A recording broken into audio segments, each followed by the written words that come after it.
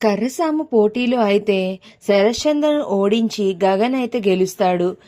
ఇక గెలిచి శరశ్చంద్ర కింద పడిపోతే కర్ర భుజం మీద పెట్టుకొని గర్వంగా అయితే గగన్ అయితే శరశ్చంద్రను చూస్తూ ఉంటాడు.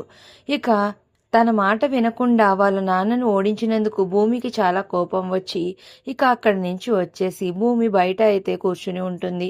ఇక అప్పుడు గెలిచిన గగన్ అయితే నేరుగా భూమి దగ్గరికి వెళ్ళి ఇలా అంటూ ఉంటాడు.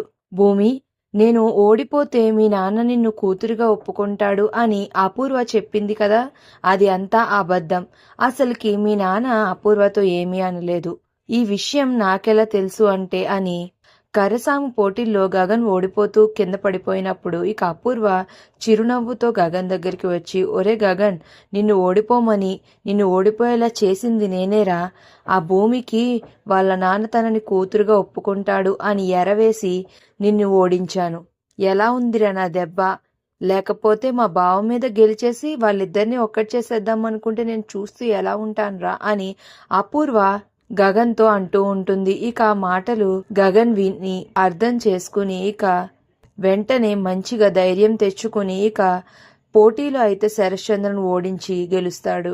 తరువాత ఈ విషయం వచ్చి భూమికి చెప్పి ఇక భూమిని కన్విన్స్ చేస్తాడు. అవునా బావా, అపూర్వ ఇంత కుట్ర చేసిందా అన్నట్టుగా భూమి మొహం పెడుతూ ఉంటుంది. ఇక అప్పుడు గగన్ చెప్తూ ఉంటాడు, అందుకే ఆ కుట్ర నుంచి తప్పించడానికి నేను గెలిచాను. మీ నాన్న నీకోసం గుడిలో ఎదురుచూస్తున్నారు.